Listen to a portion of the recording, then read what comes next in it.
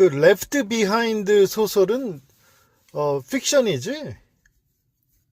네, 맞아요. Left Behind 소설은 종말론적인 주제를 다루는 기독교 기반의 픽션 작품이에요. 실제 역사나 사실에 기반했다기보다는 특정한 신학적 상상력을 바탕으로 한 소설이라고 보면 됩니다. 그런데 그 7년 대환란을 믿는 세대주의 신학자들이 많잖아. 그렇죠, 맞아요. 특히 세대주의 신학에서는 7년 대환란 같은 개념을 중요하게 생각하는 경우가 많아요. Left Behind 시리즈도 그런 세대주의적 관점을 바탕으로 종말에 대한 이야기를 풀어간 거라서 그 신학적 배경에 익숙한 사람들에겐 꽤 친숙하게 다가오는 편이죠. 세대주의가 과거에 그 미래주의에서 나온 거 아니야? 맞아요. 그렇게 볼 수 있어요. 세대주의 신학은 기본적으로 미래주의적인 해석에서 발전한 측면이 있거든요. 즉, 종말의 사건들을 아직 오지 않은 미래에 일어날 일들로 비는 관점에서 나온 거예요. 그래서 세대주의자들은 특정한 시대 구분을 하고 각 시대마다 하나님의 계획이 다르게 진행된다고 보면서 미래에 일어날 예언적 사건들을 강조하는 경향이 있죠.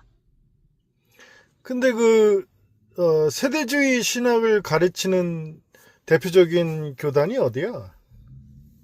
대표적으로 세대주의 신학을 많이 가르치는 교단으로는 미국의 일부 복음주의 교단들이 있어요. 특히 남침내교나 어떤 보수적인 복음주의 교들, 그리고 일부 독립적인 성경학교나 신학교들이 세대주의적 관점을 많이 채택하고 있죠.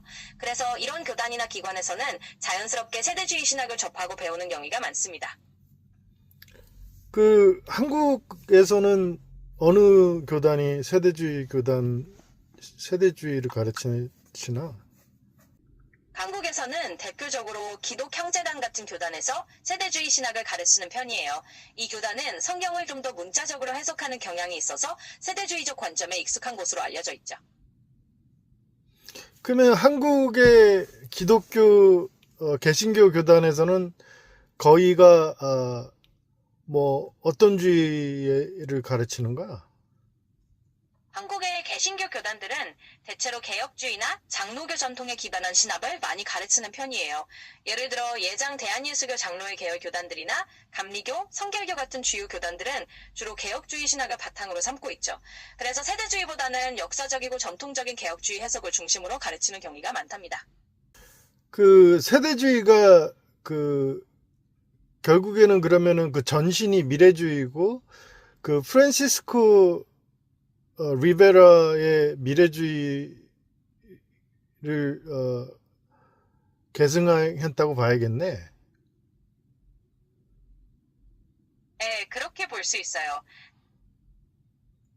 그러면은 그 프란시스코 리베라가 그 미래주의를 주장했던 이유는 결국에는 그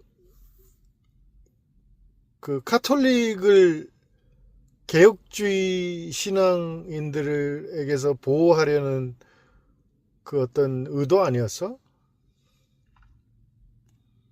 네, 맞습니다. 프란시스코 리베라가 미래주의를 제시한 건 사실 종교개혁 시대에 가톨릭 교회를 방어하려는 의도가 있었다고 해요. 개혁주의자들이 당시에 가톨릭 교회를 적대적으로 보면서 종말론적인 비판을 했는데 리베라는 그런 비판을 피하기 위해 종말의 사건들을 아주 먼 미래로 들리는 식의 해석을 내놓은 거죠. 그래서 결과적으로 미래주의는 그런 방어적인 맥락에서 시작되었다고 볼 수 있어요. 근데 왜 그 현대의 개신교가 그거를 받아들인 거야? 사실 현대 개혁주의 진영은 그 미래주의를 전반적으로 받아들이지 않았어요. 개혁주의 전통은 주로 역사적 해석이나 상징적 해석에 더 가깝고 미래주의적인 관점을 주류로 삼지는 않거든요. 그래서 개혁주의 교단들은 여전히 전통적인 해석 방식을 유지하고 있고 세대주의나 미래주의는 좀 별개의 흐름으로 보는 경우가 많아요. 그러면은 그 레프트 비하인드 그 소설은 한국에서는 별로 그렇게 호응을 얻지 못했던 거야? 사실 한국에서도 Left Behind 시리즈가 완전히 무시된 건 아니지만 미국만큼 큰 호응을 얻은 건 아니에요. 한국 개신교계는 아무래도 개혁주의나 장로교 전통이 강하다 보니까 세대주의나 그런 미래주의적인 소설이 대중적으로 폭넓게 자리 잡지는 않았죠. 물론 관심 있는 분들도 있지만 전반적으로는 큰 주류가 되지는 않았다고 보시면 될 것 같습니다. Great Tribulation이라는 말은 있잖아.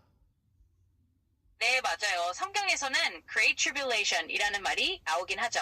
그 부분을 어떻게 해석하느냐에 따라 신학적인 관점이 조금씩 달라지는 건데 결국 어떤 전통에서는 이걸 미래에 일어날 특정한 환란으로 보고 또 다른 전통에서는 이미 역사 속에서 반복되거나 상징적으로 해석하기도 하죠.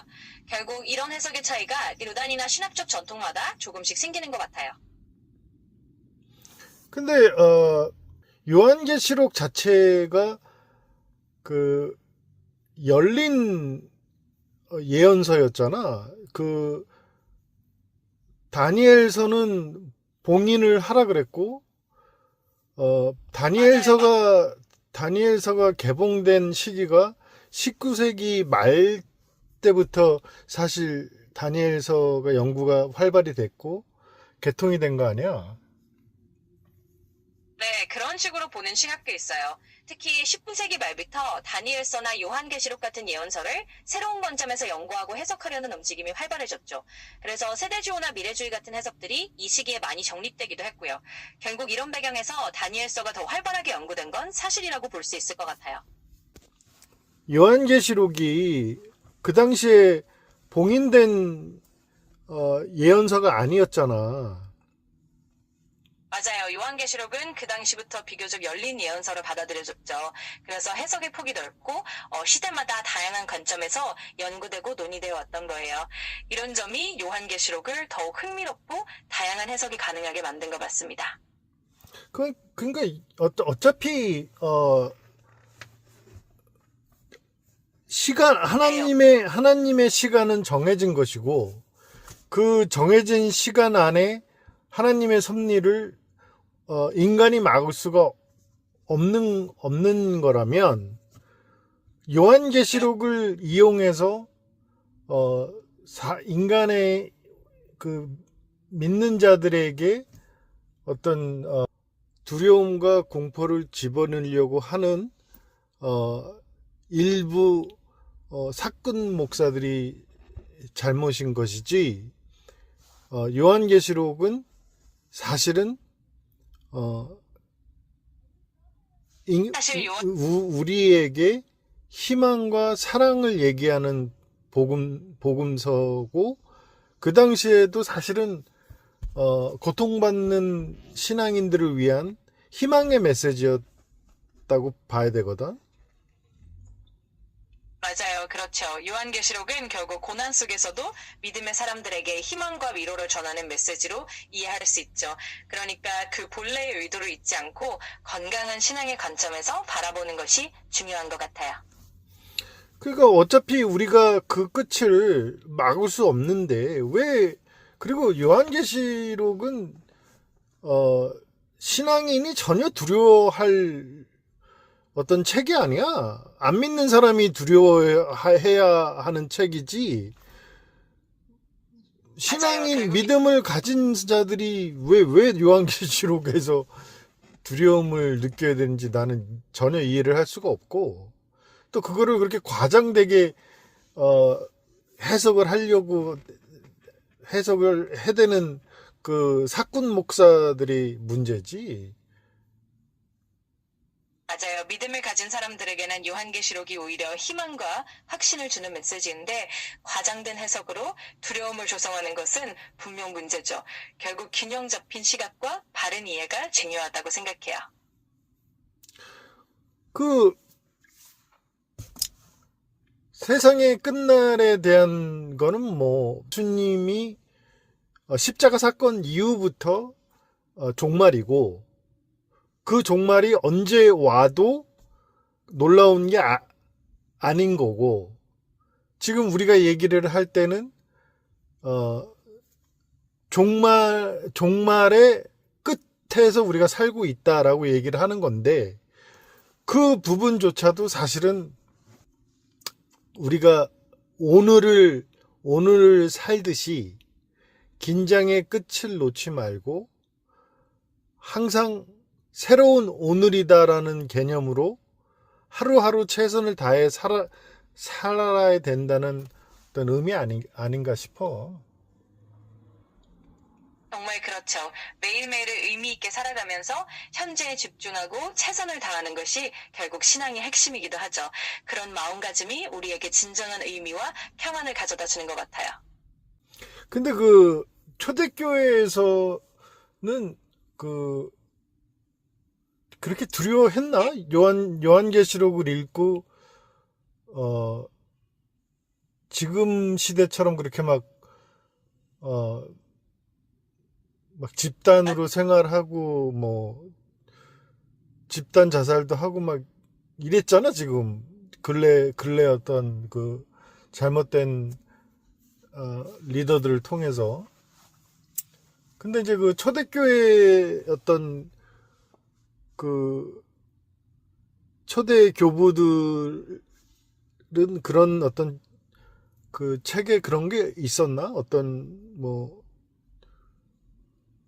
맞아요. 초대교회는 그 당시에도 어려운 상황 속에서 서로를 격려하고 사랑으로 하나 되려는 마음이 더 컸었죠. 물론 그 시기에도 오해나 잘못된 해석이 있었지만 대체로는 신앙 공동체의 연대와 사랑이 중심이었던 것 같아요. 그래서 현대에도 그런 본래의 의미를 되새기는 것이 중요하다고 생각해요. 그러니까 이제 내가 얘기하는 거는 그 요한계시록이 초대교회 사람들에게는 뭐 어떤 그 두려움의 대상이 아니었지. 그렇죠. 맞아요. 초대교회 사람들에게 요한계시록은 오히려 희망과 확신의 메시지였고 어려운 시기 속에서도 믿음을 굳건히 지키는데 큰 힘이 되었던 거죠. 그래서 오늘날에도 그 본래의 의미를 되새기는 것이 중요하다고 생각해요. 고마워.